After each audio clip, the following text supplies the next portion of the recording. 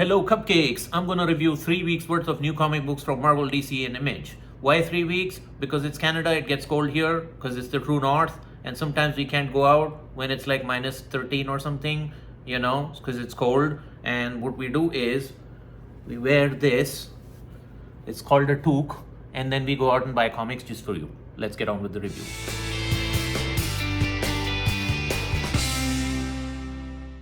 Alright guys, welcome back. Let's start with the first book. This is DC KO Night Fight issue number 2 by Joshua Williamson and Dan Mora. And those are the two names, and that's the reason why you need to buy this book. This book is about Batman being transported to this Elseworld, where he fights basically all his Bat family, who are all basically Batman. So as you can see here, he's fighting Dick Grayson as Batman. And then also he finds like Tim Drake is Batman, Jason Todd is Batman, and the whole idea is like he doesn't know why they hate him, and they all hate him and they start just attacking him. So as you can see, this is the Red Hood Batman. That's what the whole book is about, under the Red Hood. So yeah, so it's a Elseworld take on DCKO. I don't know how it will be connected to the main DCKO storyline, but right now it's an amazing story and it feels like an Elseworld. You can read it by yourself. But yeah, amazing Dan Mora art and Williamson on the writing. So there you go. So DCKO Night Fight issue number 2. That's the first book. Next we have G.I. Joe Part 3 of 5, The Dreadnought War by again Joshua Williamson and Tom Riley. This one is so Mad Maxian. So Cobra Commander and Duke are together. They're stuck together. They're captured by this guy called Road Pig, and basically in this Mad Max world where they're being hunted by the Dreadnoks. So you've got Buzzer, you've got Ripper, and all of the other Dreadnoks, and they've been captured by Road Pig. That's the premise. Will they get out? Will they survive? Will they die? You never know. The Tom Riley art is great. The action is great. It's a super fast read. As you can see, like not too many words, but more action, and that's what these comics should be. And this is an amazing book. So check out G.I. Joe, Real American Hero, la la la. Okay, next one is Jeff Johns and Jason Fabuk, couple of my favorite writer and one of my favorite artists. In Rook Exodus, this is issue number 9. So this is the second arc of Rook Exodus. So basically Rook, our main hero, he's on this planet which is about to die, and he's trying to kickstart the world engine. And and he's got Danica, the wolf hound, trying along with him, and they're trying to control to bring the planet back alive. They're trying to find Danica's father, and he's the only person who can bring this world engine alive. It's got amazing action artwork by Jason Fabuk and the great story by Jeff Johns. So this is continuing Rook Exodus, one of the best Ghost Machine titles out there. Okay, then we have this Virgin cover of Heat Seeker Exposed by Carla Cohen. Carla Cohen does like this painted art kind of style, so I got a Virgin variant of this book, and this is again like a pulp kind of action story about this girl Dahlia Racers, and she's like an escape con artist. She's a makeup artist, and she's trying to escape. People are trying to hunt her. She's trying to escape. That's what the whole book is about. It is part of the Gun Honey universe. And yeah, if you like good action, it's like kind of like Brubaker, but more action packed and more pulpy. So yeah, if you like that kind of stuff, then this book is totally for you. And great cover, Carla Cohen, man. She's amazing. I wish I can get this signed sometime by her. Last book of first week of December is Nemesis Forever. This is again Mark Millar's evil Batman. So what if Batman were evil? What would he do? Yeah, he would be trapped in Germany by a bunch of cops, and who all want to kill him, and basically he brutally tries to escape, get out of the situation, right? And how he does it is an amazing way he does it. So he's surrounded by all these cops. He's all by himself. They're all hunting him down, and he still gets out, and the way he does it is amazing. But yeah, this has got Matteo Scalera art. I love his artwork in Black Science and a couple of other things. So there's also this secret agent who's trying to hunt Nemesis down by being part of his organization. But yeah, Nemesis is unstoppable. He can't be stopped. So there you go. So great art, great story, Nemesis Forever. That's the first week of December. Let's move to the second week. So second week, we have a banger to begin with. This is Absolute Batman issue number 15 with Absolute Joker making his first introduction.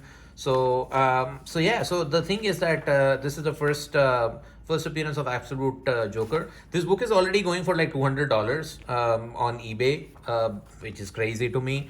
So thankfully I got the first printing of this. So what this basically tells is the story of the Absolute Joker. So his name is Jack Grimm, and he's part of the Grimm family. And what they do is they kind of turn the tides on him. Like, so he's like a rich guy in this one, and he's got this whole family heritage of, like, you know, all his family being rich and how they make their money. And then basically he turns into this monstrosity, like this Hulk kind of a creature like this, and he hunts people basically. And he's a rich dude, so he's like Bruce Wayne, but he turns into this Jekyll and Hyde kind of a monstrosity, and he hunts people. So it's an amazing, absolutely bonkers story, but it is so good. But then that's basically Absolute Joker, Absolute Batman, issue number 15 featuring Absolute Joker. So excellent book again. All right, then we have two of the DC KO books. One is by Joel Jones and Tini Howard, and this one is by Jeremy Adams and John Timms. So in this one, Wonder Woman fights Lobo. Awesome cover. And then this one, Aquaman fights Hawkman. So I love all of these four characters, and their pairing is super amazing. And John Timms' art on Aquaman versus Hawkman is sublime. But this is, again, although it is the DCKO fight night, but this is still Aquaman 12. So it is continuing the Jeremy Adams Aquaman story too. And it is phenomenal, man.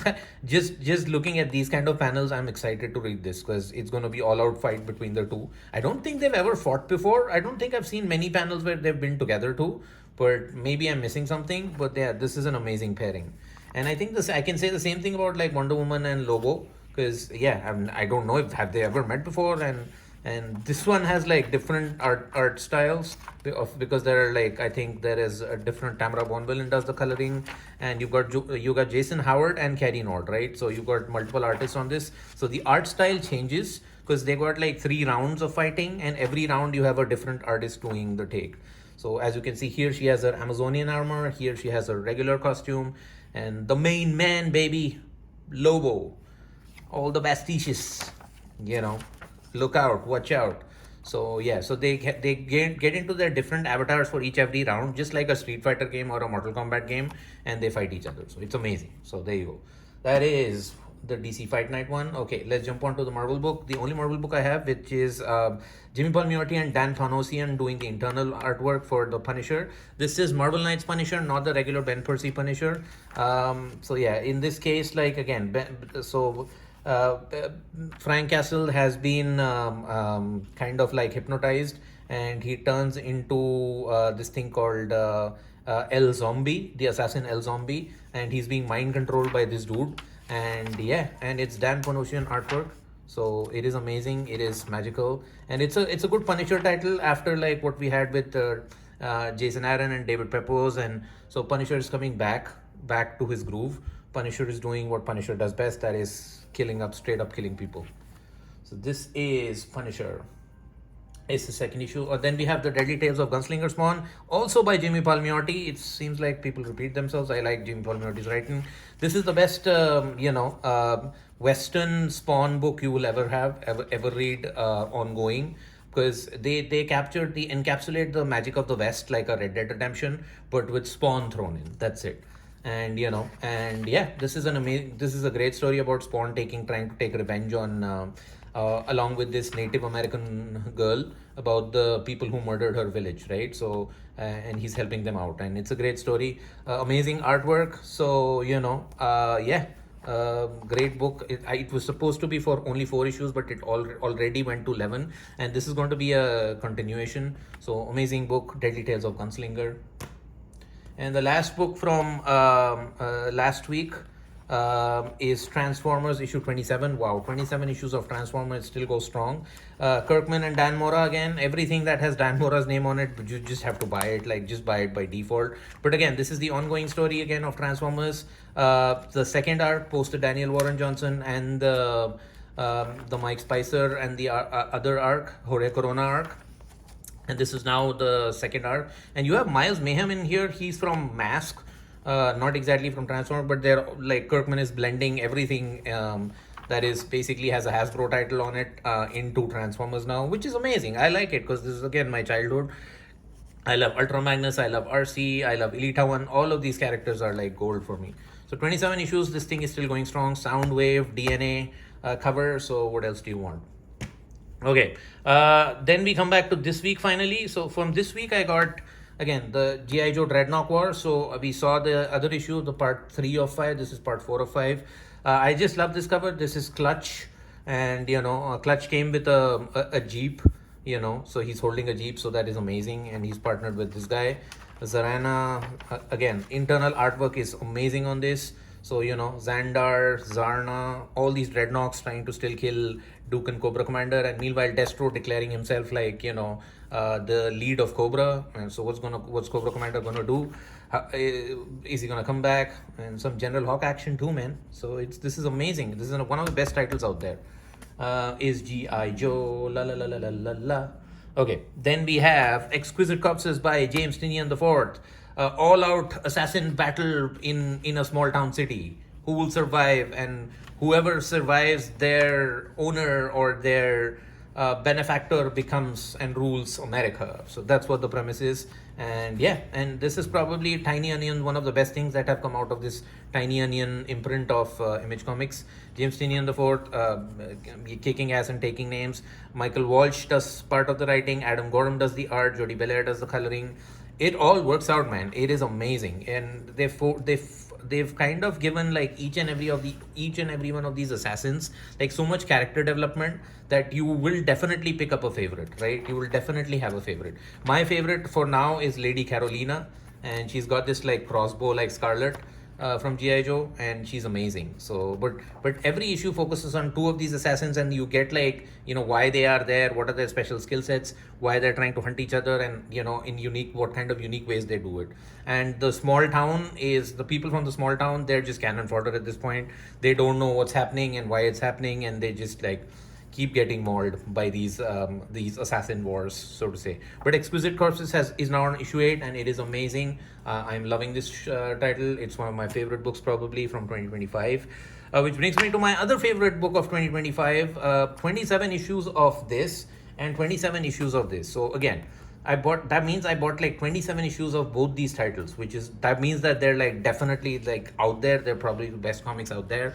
Conan the Barbarian, Jim Zub, and I think this time it is who is it? Diego Rodriguez on the art. So most everything has been written by Jim Zub, but the artists keep on changing, and of course the story arcs are like every 6-issue story arc. So every 6 issues they change, they get a new story. So either you can stop reading after the 6 issues or you can continue. I have continued with this for 27 issues. It's been gold.